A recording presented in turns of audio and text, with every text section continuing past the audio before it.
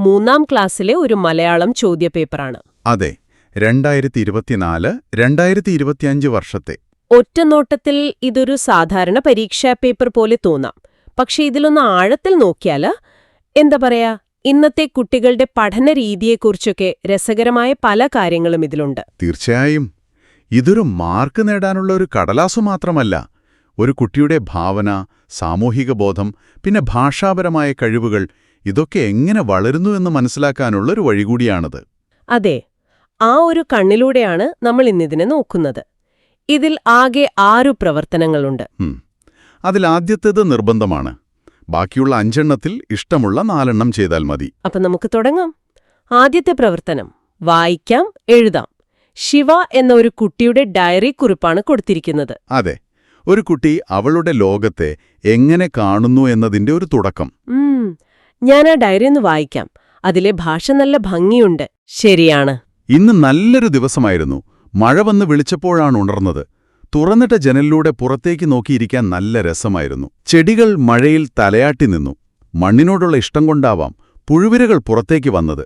എങ്കിലും ഈ മഴ ശിവയ്ക്ക് വളരെ ഇഷ്ടമാണ്. അപ്പോ ഇതിലെ ചോദ്യങ്ങളിലേക്ക് വന്നാൽ ആദ്യത്തെ ചോദ്യം തന്നെ രസകരമാണ്. ശിവയെ വിളിച്ചുണർത്തിയത് ആര്? ഓപ്ഷനുകളുണ്ട്: അമ്മ, കാറ്റ്, മഴ. ഉത്തരം മഴയാണെന്ന് വ്യക്തം. പക്ഷേ ഇതൊരു സാധാരണ ചോദ്യമല്ല, അല്ലേ? അല്ല, തീർച്ചയായുമല്ല. ഇവിടെയാണ് ഈ ചോദ്യപേപ്പറിന്റെ ഒരു മികവ്. ഇത് കുട്ടിയുടെ വായനാശേഷി മാത്രമല്ല നോക്കുന്നത്. പിന്നെന്താണ്? അതായത് മഴയ്ക്ക് ഒരു മനുഷ്യനെപ്പോലെ വന്ന് വിളിക്കാൻ പറ്റില്ലല്ലോ. ആ ഒരു കാവ്യഭംഗി, ആ ഒരു ഭാവന കുട്ടിക്ക് മനസ്സിലാകുന്നുണ്ടോ എന്നാണ് ഇവിടെ പരീക്ഷിക്കുന്നത്. ശരിയാണ്. അടുത്ത ചോദ്യവും ഏതാണ്ട് അതുപോലെയാണ്. ജാലകത്തിലൂടെ പുറത്തേക്ക് നോക്കിയിരിക്കാൻ നല്ല രസം എന്നതിലെ ഭാവം. നല്ല രസം എന്നതിലെ ഭാവം. സന്തോഷം, സങ്കടം, ഭയം, അങ്ങനെ ഓപ്ഷൻസ് ഉണ്ട്. ഉത്തരം സന്തോഷം തന്നെ. പക്ഷെ ഇത് വാക്കുകൾക്ക് പിന്നിലെ ഒരു വികാരം തിരിച്ചറിയാനുള്ള കഴിവാണ്. അതെ, ഇമോഷണൽ ലിറ്ററസി എന്ന് പറയാം. അതുപോലെ വൈകുന്നേരം എന്നതിന് പകരം ഉപയോഗിച്ച വാക്കേതാണെന്നുള്ള ചോദ്യം. സായാഹ്നം. അതെ, സായാഹ്നം. അത് കുട്ടിയുടെ പദസമ്പത്ത് കൂട്ടാൻ സഹായിക്കും. അപ്പോൾ ഈ ഒരൊറ്റ പ്രവർത്തനം കൊണ്ട് വായന, ഭാവന, വൈകാരികമായ തിരിച്ചറിവ്, അങ്ങനെ പലതും വിലയിരുത്തുന്നുണ്ട്. കൃത്യമായി പറഞ്ഞാൽ അതാണ്. ഇനി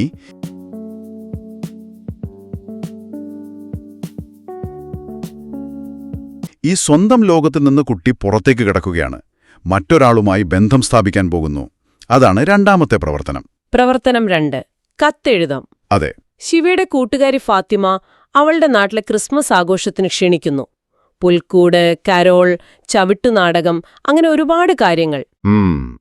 ഇതിനൊരു മറുപടി എഴുതാനാണ് കുട്ടിയോട് ആവശ്യപ്പെടുന്നത്. ഇതിന് ഒരു കത്തിന്റെ ഘടന പഠിപ്പിക്കുക എന്നതിനേക്കാൾ വലിയൊരു പ്രാധാന്യമുണ്ടെന്ന് എനിക്ക് തോന്നി. തീർച്ചയായുമുണ്ട്. ശിവയും ഫാത്തിമയും 2 വ്യത്യസ്ത സംസ്കാരങ്ങളിൽ നിന്നുള്ള കുട്ടികളാണ്. അതെ. ഫാത്തിമയുടെ ക്ഷണം സ്നേഹത്തോടെ സ്വീകരിക്കുന്നതിലൂടെ മറ്റൊരു സംസ്കാരത്തോടുള്ള ബഹുമാനം, സൗഹൃദത്തിന്റെ പ്രാധാന്യം, ഇതൊക്കെ ആ കുട്ടിയുടെ മനസ്സിൽ ഉറപ്പിക്കുകയാണ്. അപ്പൊ ഇത് വെറുമൊരു എഴുത്തു പരീക്ഷയല്ല. അല്ല. മറ്റൊരാളുടെ സന്തോഷത്തിൽ എങ്ങനെ പങ്കുചേരാം, ഒരു ക്ഷണത്തെ എങ്ങനെ സ്വീകരിക്കാം എന്നൊക്കെ പരോക്ഷമായി പഠിപ്പിക്കുന്നു. ഒരു മാതൃക കൊടുത്തിട്ടുണ്ട്. സ്ഥലം, തീയതി, പ്രിയപ്പെട്ട ഫാത്തിമേ എന്ന അഭിസംബോധന. അതൊരു ചട്ടക്കൂട് നൽകുന്നു. പക്ഷേ അതിനുള്ളിൽ നിറക്കേണ്ട സ്നേഹവും സന്തോഷവും കുട്ടിയുടേതാണ്. നിന്റെ കൂടെ കളിക്കാൻ ഞാൻ വേഗം വരാം എന്നൊക്കെ എഴുതുമ്പോഴാണ് ആ കത്തിന് ജീവൻ വയ്ക്കുന്നത്. ശരിയാണ്. പൊക്കോ, സ്വന്തം ഡയറിയിൽ നിന്ന് തുടങ്ങി കൂട്ടുകാരിക്കുള്ള കത്തിലൂടെ പുറം ലോകവുമായി ബന്ധപ്പെട്ടു. ഇനി അടുത്തത് ചുറ്റുമുള്ള ലോകത്തെ നിരീക്ഷിക്കുകയാണ്. അതെ, പ്രവർത്തനം 3 ചിത്രവായന. വളരെ നല്ലൊരു ചിത്രമാണത്. ഒരു വയലിൽ കർഷകൻ കാളയെ വെച്ച് നിലമുഴുന്നു. അതേസമയം കുറച്ചപ്പുറത്ത് ഒരു ട്രാക്ടറും കാണാം. അതെ. ഈ പഴയ കൃഷിരീതിയും പുതിയ സാങ്കേതിക വിദ്യയും ഒരുമിച്ചു കൊടുത്തതിന് എന്തെങ്കിലും പ്രത്യേക ഉദ്ദേശമുണ്ടോ? നല്ല ചോദ്യമാണ്. ഇത് പാരമ്പര്യവും ആധുനികതയും എങ്ങനെ ഒരുമിച്ചു പോകുന്നു എന്നൊരു വലിയ ആശയം വളരെ ലളിതമായി അവതരിപ്പിക്കുകയാണ്. ഒരുപക്ഷേ കുട്ടിക്ക് അവന്റെ മുത്തശ്ശന്റെയും അച്ഛന്റെയും കാലത്തെ കൃഷിയെക്കുറിച്ച് ഓർമ്മ വന്നേക്കാം. ഇതിലെ ചോദ്യങ്ങൾ: ആദ്യം ചിത്രത്തിൽ കാണുന്ന വാക്കുകൾ എഴുതണം. വയൽ, കർഷകൻ, കാള. എന്നിട്ട് ആ വാക്കുകളെ അക്ഷരമാല ക്രമത്തിൽ എഴുതണം. അതെന്തിനാണ്? അതൊരു എന്താ പറയുക, വിവരങ്ങളെ ചിട്ടപ്പെടുത്താനുള്ള ഒരു അടിസ്ഥാന കഴിവാണ്. നാളെ ഒരു ഡിക്ഷണറി നോക്കണമെങ്കിൽ ലൈബ്രറിയിൽ ഒരു പുസ്തകം കണ്ടെത്തണമെങ്കിൽ ഈ ക്രമം അറിഞ്ഞിരിക്കണം. ശരിയാണ്. ഇതിലെ അവസാനത്തെ ഭാഗമാണ് ഏറ്റവും രസകരം. ചിത്രവുമായി ബന്ധപ്പെട്ട ഒരു ചൊല്ലെഴുതണം. ചേറിൽ കുത്തിയ കൈ ചോറിൽ കുത്താം എന്നാണ് മാതൃക. എന്തൊരർത്ഥവത്തായ വരിയാണത്. അതെ, അധ്വാനത്തിന്റെ മഹത്വം, കൃഷിയും ഭക്ഷണവും തമ്മിലുള്ള ബന്ധം എല്ലാം അതിലുണ്ട്. കുട്ടിക്കൊരു പക്ഷേ വിത്തുഗുണം 10 ഗുണം പോലെയുള്ള മറ്റു ചൊല്ലുകൾ ഓർമ്മ വരാം. അപ്പോൾ നമ്മൾ വ്യക്തിപരമായ ലോകത്തുനിന്ന് സൗഹൃദങ്ങളിലൂടെ ചുറ്റുപാടുകളെ നിരീക്ഷിക്കുന്ന ഘട്ടത്തിലെത്തി. അടുത്തത് ഭാവനയുടെ ലോകത്തേക്കാണ്. അതെ, പ്രവർത്തനം 4 വരികൾ കൂട്ടിച്ചേർക്കാം. ഭാഷ ഉപയോഗിക്കാൻ പഠിച്ചാൽ പിന്നെ ഭാഷ കൊണ്ട് കളിക്കാനാണ് പഠിക്കേണ്ടത്.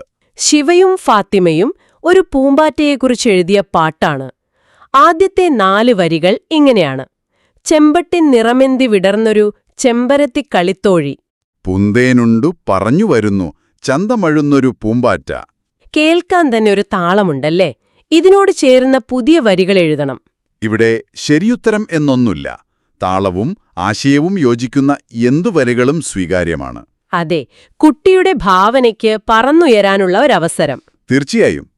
യുക്തി മാത്രമല്ല, സൗന്ദര്യബോധവും വിദ്യാഭ്യാസത്തിന്റെ ഭാഗമാണ് എന്നിത് ഓർമ്മിപ്പിക്കുന്നു. ശരിയാണ്. ഇനി 5ാമത്തെ പ്രവർത്തനം, കളി അനുഭവം വിവരണം. ഇത് ഡയറിക്കുറിപ്പ് പോലെ തന്നെയാണല്ലോ. ഒരു പ്രധാന വ്യത്യാസമുണ്ട്. അതെന്താണ്? ഡയറി നമ്മൾ നമുക്ക് വേണ്ടി എഴുതുന്ന ഒന്നാണ്. എന്നാൽ ഇവിടെ ഒരു കളി അനുഭവം മറ്റൊരാളോട്, അതായത് അമ്മയോട് വിവരിക്കുകയാണ്. ഓ, അപ്പോ സ്വന്തം അനുഭവം മറ്റൊരാൾക്ക് മനസ്സിലാകുന്ന രീതിയിൽ അവതരിപ്പിക്കണം. അതെ, അതിനെ നറേറ്റീവ് സ്കിൽ എന്ന് പറയും. ഒരു കഥ പറയുന്നത് പോലെ ഓർമ്മയിൽ നിന്നൊരു സംഭവം എടുക്കുക, അതിലെ പ്രധാന ഭാഗങ്ങൾ ക്രമത്തിൽ അവതരിപ്പിക്കുക. ഭാവിയിൽ ഒരു പ്രസംഗം പറയാനോ റിപ്പോർട്ട് എഴുതാനോ ഒക്കെ ഈ കഴിവ് ആവശ്യമാണ്. അതിന്റെ ഒരു ബാലപാഠം. അപ്പൊ നമ്മൾ യാത്രയുടെ അവസാന ഘട്ടത്തിലേക്ക് എത്തുകയാണ്. വ്യക്തിയിൽ നിന്ന് തുടങ്ങി സൗഹൃദം, നിരീക്ഷണം, ഭാവന എന്നിവയിലൂടെ കടന്നു. ഇനി എങ്ങോട്ടാണ്? സാമൂഹിക ബോധത്തിലേക്ക്. തന്നിൽ നിന്നും തന്റെ ചുറ്റുപാടുകളിൽ നിന്നും വളർന്ന് വിശാലമായ സമൂഹത്തെക്കുറിച്ച് ചിന്തിക്കാൻ തുടങ്ങുന്ന ഒരു ഘട്ടം. അതാണ് 6ാമത്തെ പ്രവർത്തനം, പോസ്റ്റ് നിർമ്മാണം. അതെ, ഈ പ്രവർത്തനം കണ്ടപ്പോൾ എനിക്ക് ശരിക്കും അത്ഭുതം തോന്നി. പത്രത്തിൽ വിശക്കുന്ന കുട്ടികളുടെ ചിത്രം കണ്ട ശാലു എന്ന കുട്ടി, അവൾ അവളുടെ സ്കൂളിൽ കുട്ടികൾ ഭക്ഷണം പാഴാക്കുന്നതോർക്കുന്നു. ഈ 2 ചിന്തകളും ചേർത്ത് വെച്ചൊരു പോസ്റ്റ് തയ്യാറാക്കണം. ആ വൈരുദ്ധ്യമാണ് ഈ പ്രവർത്തനത്തിന്റെ കാതൽ. ഒരു വശത്ത് ഭക്ഷണം കിട്ടാതെ വിശക്കുന്നവർ, മറുവശത്ത് കിട്ടിയ ഭക്ഷണം കളയുന്നവർ. ഒരു 3ാം ക്ലാസ്സിലെ കുട്ടിക്ക് എത്ര വലിയൊരു ചിന്തയാണിത് നൽകുന്നത്. അതെ, ഇത് കുട്ടികളിൽ സഹാനുഭൂതി, അതായത് എംപഥി വളർത്താൻ സഹായിക്കും. ലോകത്ത് തനിക്ക് കിട്ടുന്ന സൗകര്യങ്ങൾ എല്ലാവർക്കും കിട്ടുന്നില്ല എന്നൊരു തിരിച്ചറിവ്. പോസ്റ്ററിന് വേണ്ട ആശയങ്ങളും കൊടുത്തിട്ടുണ്ട്. ഭക്ഷണം പാഴാക്കരുത് എന്ന തലക്കെട്ട്, ഭക്ഷണം ദൈവദാനമാണ് എന്നൊരു വാചകവും. ശരിയാണ്. ഇവിടെ കുട്ടി ഒരു സന്ദേശം ഉൾക്കൊള്ളുക മാത്രമല്ല, ആ സന്ദേശം മറ്റുള്ളവരിലേക്ക് എത്തിക്കാൻ പഠിക്കുകയാണ്. ഒരു പോസ്റ്ററിലൂടെ എങ്ങനെ ശക്തമായി ആശയം പറയാം എന്ന് മനസ്സിലാക്കുന്നു. തനിക്ക് സമൂഹത്തിൽ ഒരു മാറ്റം കൊണ്ടുവരാൻ സാധിക്കും എന്നൊരു വിശ്വാസം കുട്ടിക്ക് നൽകാൻ ഇത് സഹായിക്കും. തീർച്ചയായും.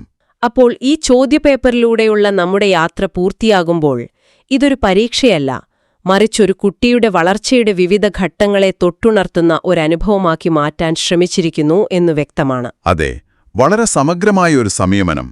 ഓരോ പ്രവർത്തനവും ഓരോ കഴിവുകളെയാണ് ലക്ഷ്യം വെക്കുന്നത്. ഈ വിശകലനം കേട്ടുകൊണ്ടിരിക്കുന്ന നിങ്ങൾക്ക് ചിന്തിക്കാനൊരു കാര്യം കൂടി നൽകി ഞങ്ങൾ അവസാനിപ്പിക്കുകയാണ്. 6ാമത്തെ പ്രവർത്തനത്തിൽ ശാലു ചിന്തിച്ചതുപോലെ ഭക്ഷണം പാഴാക്കുന്നതുപോലുള്ള ഒരു സാമൂഹിക പ്രശ്നം നിങ്ങൾ കാണുമ്പോൾ അത് മാറ്റാനായി നിങ്ങൾക്ക് ചുറ്റുമുള്ള കുട്ടികളെ എങ്ങനെ പ്രേരിപ്പിക്കാൻ സാധിക്കും? ഒരു പോസ്റ്റർ ഉണ്ടാക്കുന്നതിനപ്പുറം. അതെ, ഒരു ചെറിയ സംഭാഷണത്തിലൂടെയോ സ്വന്തം പ്രവൃത്തിയിലൂടെയോ അവരിലൊരു പുതിയ ചിന്ത ഉണർത്താൻ നമുക്കോരോരുത്തർക്കും കഴിയില്ലേ? ഇതൊന്ന് ആലോചിച്ചു നോക്കൂ. അടുത്ത തവണ പുതിയൊരു വിഷയവുമായി കാണാം. നന്ദി.